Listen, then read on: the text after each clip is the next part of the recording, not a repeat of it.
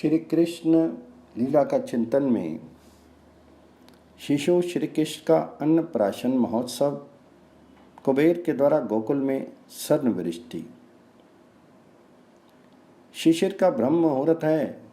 2 घड़ी पश्चात माघ शुक्ला चतुर्दशी का प्रभात होगा। इसी के साथ ब्रजेंद्र नंदन के अन्नप्राशन का उत्सव समारोह भी आरंभ होगा। मानो इसकी सूचना प्रातः समीर को भी मिल चुकी है, इसलिए वह गवाक्षरंध्रों के पद से आकर प्रथम पर्यंक शायनी ब्रजेंद्र महिषी के, फिर उनके वक्षस्थल पर विराजित निद्रित ब्रजेंद्र नंदन श्री कृष्णचंद्र के पादारविंद उसने स्पर्श किए।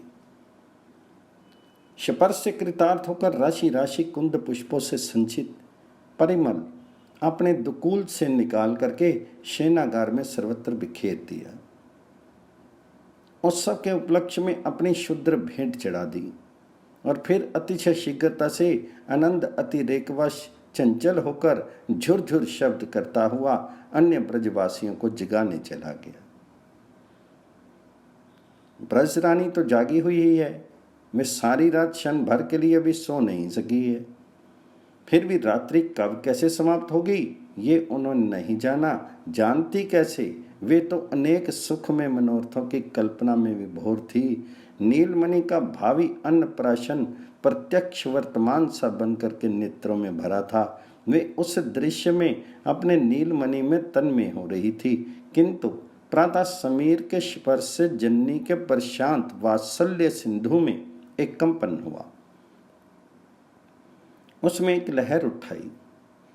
जननी के कृष्ण में मन प्राण इस लहरी से सिक्त हो गई एवं तत्क्षण उसमें स्फुर न हुई। कहीं मेरे नीलमणि के अंग अनावृत हों, शिशिर की शीतल वायु से उनमें ठंड लग गई तो बस। ब्रजरानी तुरंत उठ बैठी एवं वस्त्र संभालने लगी। वास्तव में ही यशोदानंदन के श्री अंगों से कहीं कहीं वस्त्र हट गए थे। जननी उन्हें गोद में लेकर वस्त्रों से ढकने लगी। इसी समय उनका ध्यान नीलमणि के वक्षस्थल की ओर गया। वक्षस्थल पर का श्री वत्स चिन्ह मणिदीप के प्रकाश में स्पष्ट चमचम कर रहा था, किंतु जननी को पुनः भ्रम ही हो गया। इससे पूर्व भी जननी कई बार भ्रमित हो चुकी है। इस भ्रम का प्रारंभ तो प्रथम दुग्ध दान के समय हुआ था। उस समय जात कर्म के पश्चात जननी दुग्ध पान करा रही थी। पुत्र के प्रत्येक अंग का सौंदर्य निखारती हुई जननी ने हृदय की ओर देखा था। हृदय के दक्षिण भाग में रोमावली का अनादि सिद्ध श्री वत्स नामक चिन्ह अंकित था ही। उसकी शोभा भी अद्भुत थी, मानो मृणाल तंतुओं का चूर्ण एकत्र हो गया हो। वैसा ही सुंदर, वैसा ही सुस्निग्ध। किंतु श्रीवत्स को देख करके जननी तो ये समझा था मैं शिशु को दुग्ध पिला रही हूँ। मेरे दुग्ध शरित दुग्ध कण ही पुत्र के कपोल पर होते हुए वक्षस्थल पर आ ढलके हैं। उन दुग्ध कणों से ही ये चिन्ह निर्मित हो गया है। इतना ही नहीं, जननी सुकोमलतम सूक्ष्म वस्त्रांचल से धीरे धीरे उसे पहुँच देने का प्रयत्न करने लगी थी, किंतु चिन्ह मिटता नहीं था। जब वस्त्र से उस चिन्ह का मार्जन नहीं कर सकी, तब वे सोचने लगी थी कि संभवतः ये किसी महापुरुष का लक्षण हो। इसी तरह आज पुनः पूर्व की भांति जननी को एक क्षण के लिए भी भ्रम हो जाता है कि निद्रित नीलमणि के अधरों से शरित दुग्ध कण ही यहाँ आकर इस रूप में परिणित हो गए हैं। अवश्य इस बार वे मार्जन करने नहीं जाती, क्योंकि तुरंत ही अंतर्वृत्ति सचेत कर देती है। जननी अपनी भूल पर मंद मंद मुस्कुराती हुई वस्त्रों से शीत निवारण की उचित व्यवस्था करके पुत्र को हृदय से लगा लेती। सूर्योदय में अभी विलंब है, किंतु गोप सुंदरियों के दल नंद प्रांगण में एकत्र होने लगे। घड़ी भर दिन चढ़ते चढ़ते तो नंद भवन गोप वनिताओं से सर्वत्र परिपूर्ण हो गया। नंद भवन में पूर्व महिलाओं के लिए समय असमय की रोकथाम तो है नहीं, तथा व्रजपुर में नंद नंदन के अन्नप्राशन मुहूर्त की सूचना फैल चुकी है। इसलिए आज यमुना स्नान करके कितनी ही गोप सुंदरियां तो घर भी नहीं गई, सीधे नंद भवन में ही चली आई। जिनके अतिशय अल्प वयस्क पुत्र हैं, उन्हें ही आने में कुछ विलंब हुआ, पर आई सब। छोटे शिशुओं को गोद में लिए, किंचित वयस्क पुत्रों की उंगली पकड़े, मंगल गीत गाते आती हुई गोप सुंदरियों की मधुर कंठ ध्वनि से सुमधुर झुनझुन झिन रुनझुन रुमझुन कंकन किंकनी नपुर ध्वनि से राजपथ तथा राजपथ के दोनों ओर स्थित उत्तुंग प्रासाद प्रतिशब्दित होने लगे। उन गोपांगनाओं की प्रत्येक भावभंगी से एक अद्भुत वात्सल्य, अप्रतिम मात्र भाव का निर्झर झरता जा रहा है। उपनंद ने आदेश दे रखा है कि आज मध्याह्न काल तक गोचारण स्थगित रहे। ब्रजेंद्र नंदन के अन्नप्राशन के पश्चात समय रहने पर गायें निकटवर्ती वन में कुछ समय घुमा ली जाएं। अतः गोप मंडली भी शीघ्रता से गायों को धो करके उनके सामने प्रचुर हरित तृण डाल करके तथा स्वयं स्नान आदि समाप्त करके विविध वेशभूषा से अलंकृत होकर के नंद भवन की ओर उमड़ पड़ती हैं। उनकी पत्नियां माताएं तो पहले ही चली गई हैं। गायों की व्यवस्था करने के लिए ये रुके थे। उनकी व्यवस्था तो इन्होंने कर भी दी, किंतु शीघ्र से शीघ्र नंद भवन पहुंचने की, नेत्रों से नंद नंदन को जी भर के निहारने की प्रबल उत्कंठावश दूध की उचित व्यवस्था ये नहीं ही कर सके। दोहे दूध से पूर्ण भांडों को घर पहुंचाने तक का भी धैर्य इनमें नहीं रहा। कुछ ही भांड घर आए, अधिकांश गोष्ठ में ही रह गए, और तो क्या बहुत सी गायें बिना दुहे ही रह गई। गोवत्सों को यूं ही उन्मुक्त कर दिया गया। चौकड़ी भरते हुए बछड़े अपनी माताओं से जा मिले। इसी अवस्था में उन्हें छोड़ करके गोप द्रुत गति से नंदालय की ओर चल पड़े। यथा समय ब्रजरानी नित्य क्रम से निवृत्त होकर के पुत्र को गोद में लिए आंगन में चली आती है। गोपांगनाओं की अपार भीड़ उन्हें चारों ओर से घेर लेती है। निकटतम कुटुंबियों को नंद रानी ने दासी भेज करके निमंत्रित किया। वे सब आ गई। ब्रजरानी एक बार भंडार की ओर जाती है। वहां पुत्र को गोद में लिए श्री रोहिणी जी सारी व्यवस्था कर रही हैं। आजू काना करिहे अन्नप्राशन, मणि कंचन के थार भराए, भांति भांति के वासन। श्री रोहिणी जी का ये परिश्रम देख करके ब्रजरानी की आंखों में स्नेह जल भर आता है।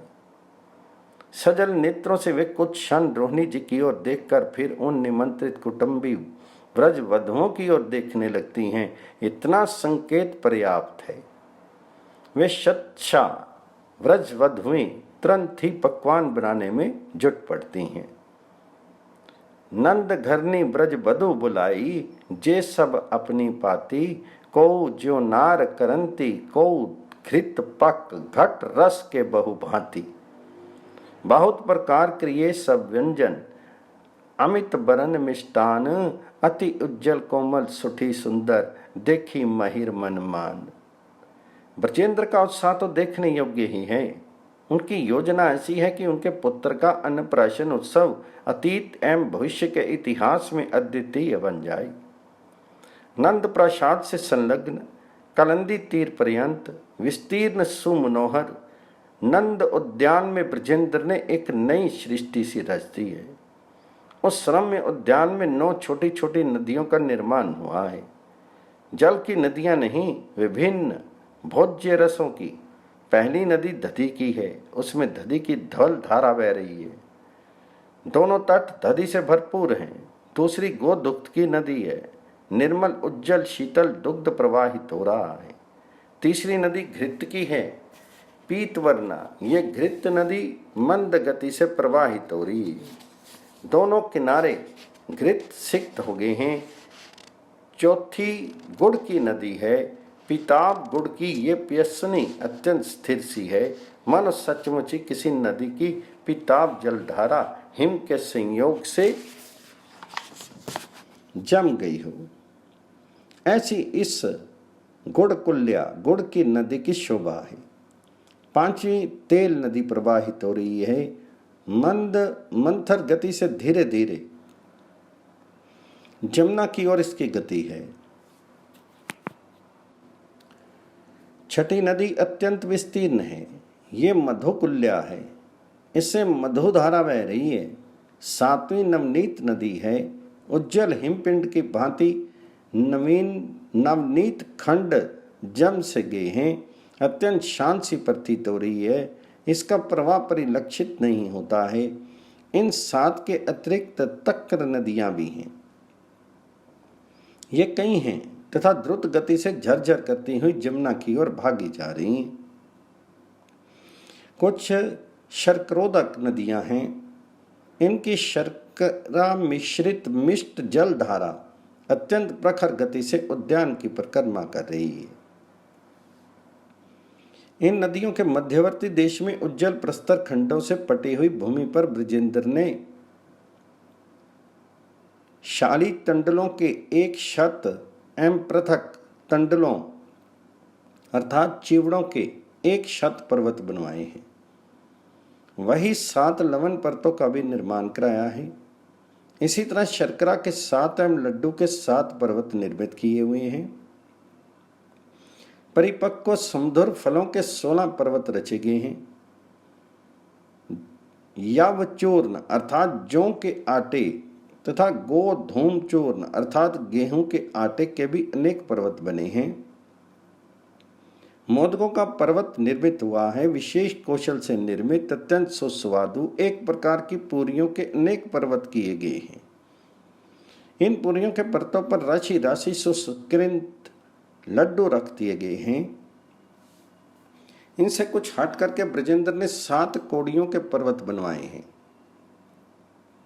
वहीं पर सुवासित जलयुक्त कपूर आदि मिश्रित चंदन अगरू कस्तूरी कुमकुम समन्वित तांबूलों का अत्यंत विस्तृत पर द्वारहीन एक मंदिर निर्माण करवाया है। विभिन्न जाति की रत्न राशि एवं स्वर्ण सुरम्य मुक्ता फल तथा प्रवाल पुंज ढेर के ढेर यथास्थान रख दिए गए हैं। रंग बिरंगे सुंदर वस्त्र एवं सुंदर आभूषणों के स्तूप लग गए हैं। जिस आंगन में श्री कृष्ण चंद्र अन्नप्राशन करेंगे उसे भी बृजेंद्र ने स्वयं उपस्थित रहकर सजाया है। सुमार्जित चंदनवारी से सर्वत्र सिक्त विशाल सुंदर प्रांगण में चारों ओर से ऊंचे ऊंचे सघन कतरी स्तंभ खड़े कर दिए गए हैं। कतरी स्तंभों पर यथास्थान सूक्ष्म वस्त्रों में ग्रथित आम्र नवपल्लव टंगे हैं। स्थान स्थान पर फल पल्लव समन्वित चंदन अगरू कस्तूरी पुष्प परिशोभित अनेक मंगल कलश रखे हैं। कलश के समीप पुष्प समूहों के चित्र विचित्र वस्त्रों के ढेर लगे हैं। ब्राह्मणों के विराजने के लिए यथास्थान आसन एवं उनकी पूजा के लिए मधु पर पूरित अनेक पात्र रखे हैं। शत शत स्वर्ण सिंहासन दान के लिए सजा सजा कर रखे हुए हैं। ये सारी व्यवस्था बृजेंद्र ने केवल 3 पहर में की है। असंख्य गोप सेवकों को लेकर के आधी रात के समय ब्रजेश्वर ने कार्य प्रारंभ किया था। पहर दिन चढ़ते चढ़ते सारी व्यवस्था पूर्ण हो गई है। अब इधर रेती नक्षत्र भी प्रारंभ हो चुका है, शुभ योग भी आ गया है। आज चंद्र तो मीन लगन में अवस्थित है ही। ब्राह्मण भी कदली मंडप में पधार गए हैं, अतः अविलंब क्रिया आरंभ हो जाती है। शास्त्र विधि का अनुसरण करते हैं ब्रजेंद्र ब्रजरानी दोनों ही पुनः मंगल स्नान करते हैं। स्वयं निवृत्त होकर फिर ब्रजेश्वरी श्री कृष्ण चंद्र को स्नान कराती है। पश्चात पूर्व अभिमुख होकर के आसन पर नंद दंपति विराजते हैं। उस समय ब्रजरानी को गोद में श्री कृष्ण चंद्र को देख करके ब्रजेंद्र कुछ क्षण के लिए तो सब कुछ भूल जाते हैं। याजक भूदेवों की भी यही दिशा होती है। मंगल गान करती ही ब्रजांगनाएं भी श्री कृष्ण चंद्र की वह दिव्य छवि देख करके भी मुग्ध हो जाती हैं।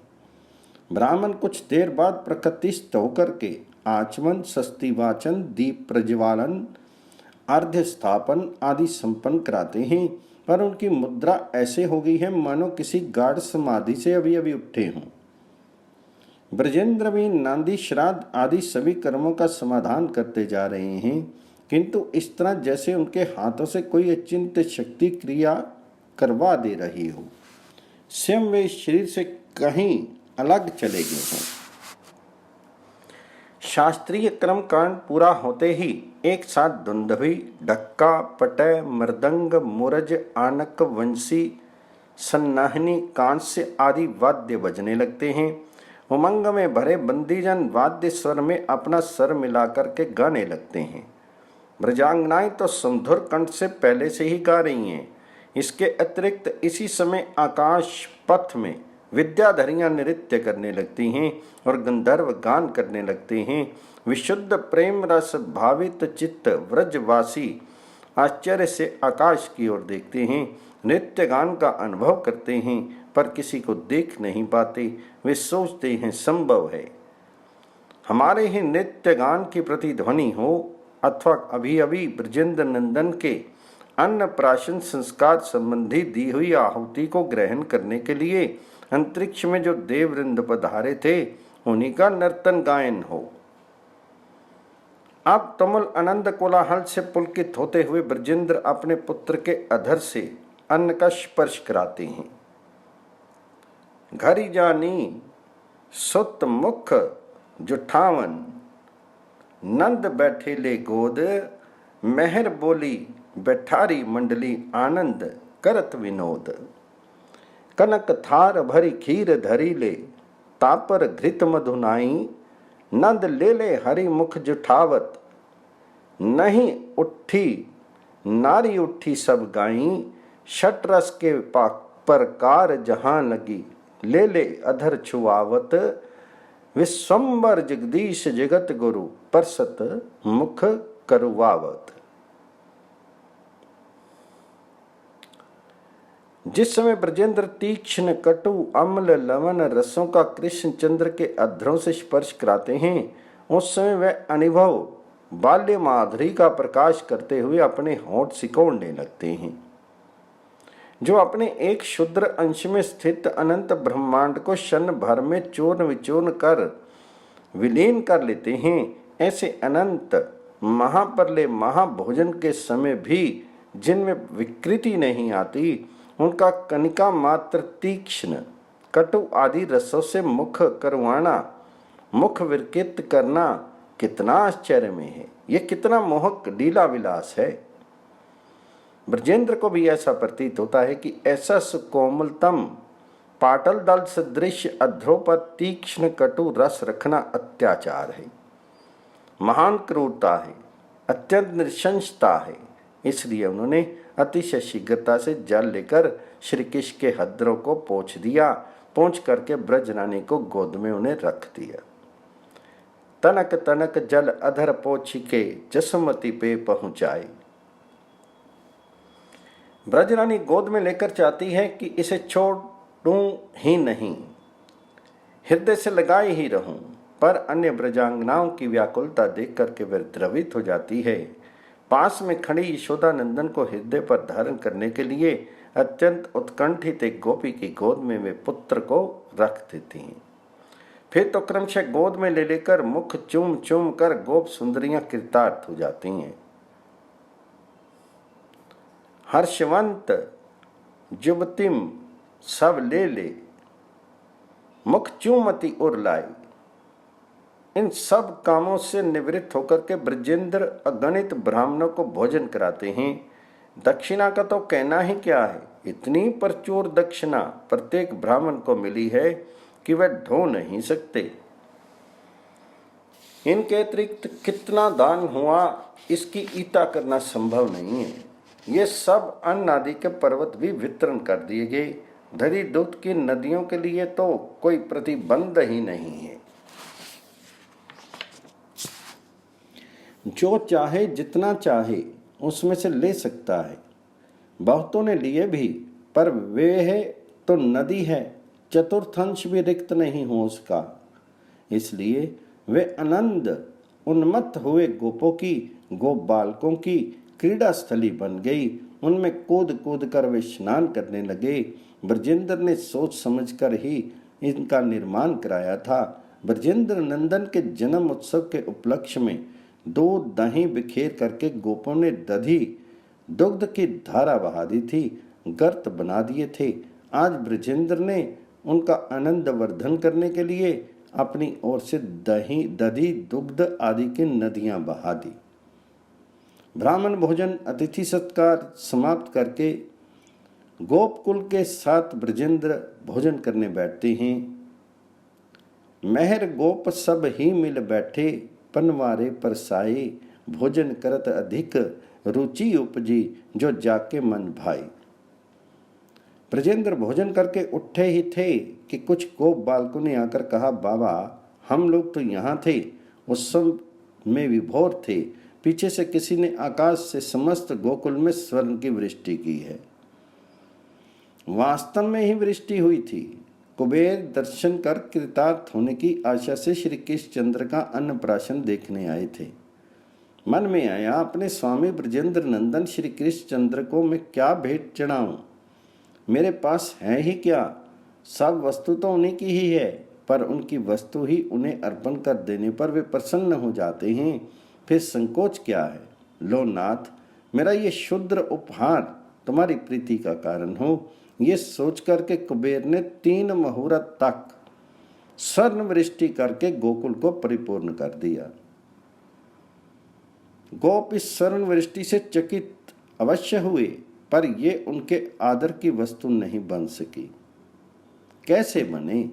जिन ब्रजवासियों के सामने ब्रजेंद्र नंदन हैं, उनके लिए इससे तुच्छ अति तुच्छ स्वर्ण राशि का मूल्य ही क्या है? ऐश्वर्य ज्ञान विहीन विशुद्ध प्रेम के आस्वादन में ये ब्रज गोप सुंदरियां तो तन में हैं। उनके लिए ब्रजेंद्र नंदन तत्वता क्या है, इसके अनुसंधान की आवश्यकता नहीं। पर वस्तु स्थिति तो अनुसंधान की अपेक्षा नहीं रखती। वह तो जो है वह रहेगी ही। ये ब्रजेंद्र नंदन ही तो आत्मा के आत्मा हैं, प्रियों के विपरीतम हैं। इन्हीं के लिए देह आदि भी प्रिय है। इनसे प्रेम करने में ही जीवन की परम सार्थकता है। शेषाई पुरुष के रूप में ब्रजेंद्र नंदन ने ही तो ये कहा है। ऐसे इन स्वयं भगवान ब्रजेंद्र नंदन को पाकर इनके प्रति अपना मन प्राण न्यौछावर कर देने वाली ब्रजपुर वासियों के लिए तो कुबेर का वैभव अत्यंत नगण्य है। वे भला इस तुच्छ वस्तु को क्या आदर दें? इस तरह ब्रजेंद्र नंदन का अन्नप्राशन संस्कार समाप्त हुआ। उस दिन की संध्या आई, रात्रि आई, फिर नूतन प्रभात आया। जननी यशोदा एवं ब्रजवासियों के लिए ये 8 पहर क्षण के समान बीत गए। जननी तो 8 पहर श्री कृष्णचंद्र का मुख ही देखती रही है। एक दिन से नहीं, 5 महीने 21 दिन हो गए हैं। इतने दिन से वे निरंतर पुत्र की छवि देखती आई है और बरिहार जाती रही है। जननी देखी छवि बलि जाती, जैसे निधनी धन ही पावे, हर्ष दिन अरु राती। बाल लीला निरखी हर्षति, धनी धनी ब्रज नारी, निरखी जननी बदन किलकत, त्रिदश पति ते तारी। धन्य नंद धनी धन गोपी, धन्य ब्रज को वास, धन्य धरनी करण पावन, जन्म सूरज दास। श्री कृष्ण कन्हैया लाल की जय, नंद के गोपाल की जय।